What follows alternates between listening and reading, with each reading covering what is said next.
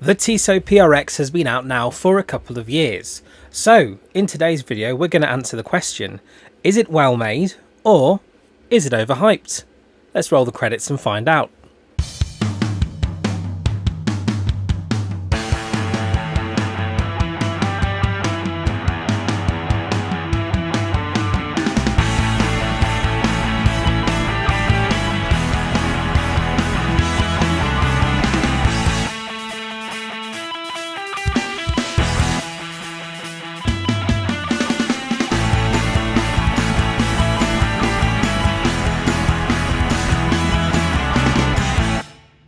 Hello there everyone, welcome back to the VW channel. I hope that you are all safe and well.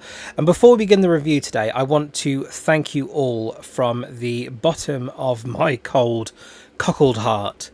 We currently have just over 5,000 subscribers to this channel. That is amazing. I've never thought in my time as a YouTube reviewer, and I've only been doing this for a couple of years now on and off, that I would ever get anywhere near this number of subscribers. So I want to thank you all for subscribing to the channel.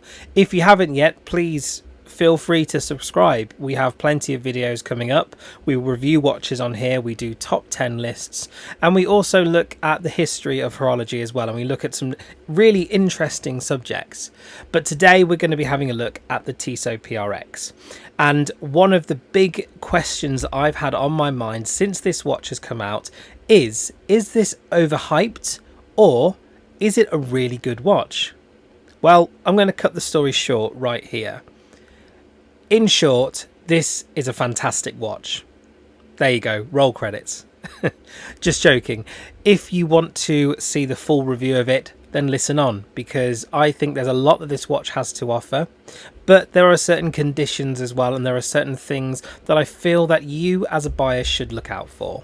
So, as you all know, I mean, I named this channel the Vintage Warlock channel for a reason. Well, actually, no, I didn't. It was chosen for me from a previous business venture that went awry. Either way, that doesn't really matter.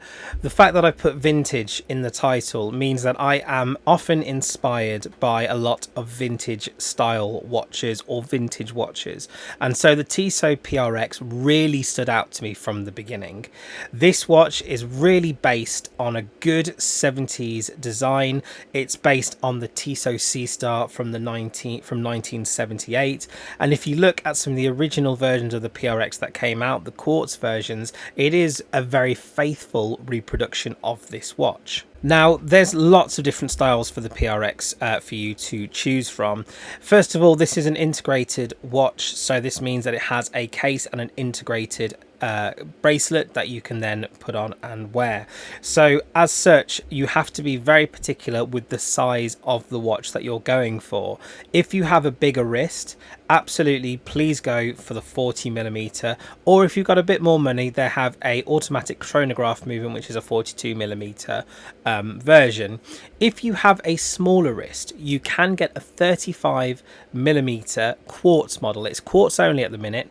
It has been labeled as a ladies model, but I wouldn't put too much stock in that. It is basically just a smaller model for smaller wrists, and I think that a lot of watch brands in particular do themselves a disservice when they say that one size is a lady's size and one size is a men's size, because especially with models like this, I think you'll find people with smaller wrists are put off from buying certain models just because of the way that that's phrased, and I think that's a bit of a shame. As mentioned before, you've got three different sizes for this watch. You've got the smallest size, which is a 35mm, which is quartz only. You then go up a size to a 40mm case, which is the one that I have. You can get this in either a quartz or an automatic. I've managed to get my hands on an automatic watch, which was my preferred choice anyway.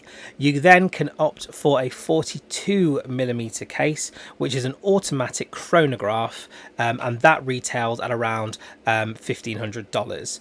So the automatic version, which I have today, retails at £590. It's around $600 in the US, and I bought this from eBay. I managed to get this brand new in the box, second hand from somebody, and I paid just below retail. As you know me, I like to go out and try and find a good deal. You can tell which one is an automatic and which one is a quartz purely by looking at the design. So on the automatic models, they have more of a guilloche style dial. And what I would say with the automatic versions is that my preference usually would be having a black dial, but I've had a look at some of the versions of the automatic that you can get, and actually they're really pretty. My preferred choice, as you can see today, is the white dial or the silver style dial with the rose gold indices. I think that is absolutely killer as a combination. However, I do like the green, and I also like the blue as well. I think that actually the black is probably the plainest and not my favorite of the automatic designs. For the quartz, however, you have a sunburst dial for most of them, apart from, again, the white dial, which is a linen style, almost vertical brushed dial. And again, that one was actually really close. So it was a toss-up between the two, between either the automatic white dial or the quartz white dial, because I think both of those are really interesting and look really, really nice. However, whichever colour you fancy, whichever colourway suits you best, there is a Tissot PRX to suit you. There is going to be one for all wrist sizes and in all colourways that you can possibly want, really. You've even got some 18 karat gold bezel ones, which I think are a little bit too flashy for me, but I can see the appeal of them too. So with all that in mind, I'm going to go through the technical specifications for this watch, and bear in mind that I'm only going to be going through the specifications for the 40mm automatic version of this watch. If you are interested in any of the other versions of this watch, I will leave a link to the Tissot website underneath, where you can have a look at the various different models that belong to the Tissot family of watches. It is not an affiliate link, so I won't get paid anything from it, but it's just worth having a look. First of all, you have a 40mm case and a thickness of 10.9mm. You have a see-through case back, and on the top you've got a scratch-resistant sapphire crystal with AR coating. Note that the quartz model does not have AR coating, but the automatic version does. Case construction is 316L stainless steel, and obviously you've got rose gold PVD coating on the fixed bezel. So going back onto the movement, this is a Tissot Powermatic 80. It is also known as an ETA base model. It has an 80-hour power reserve and 23 joules. It hacks, and of course it hand winds as well, and it's a great Swiss automatic movement. I've got these in now 3 of my watches, including the Hamilton khaki field and also the Mido Ocean Star as well. So there's a good range within the Swatch Group, and obviously it mainly is provided to Swatch Group watches. And the bracelet is, of course, stainless steel. You've got a butterfly clasp. You don't have any micro adjustments. You wouldn't expect them to be on one of these types of watches anyway. However, the links are so small that you will have no problem getting a good fit.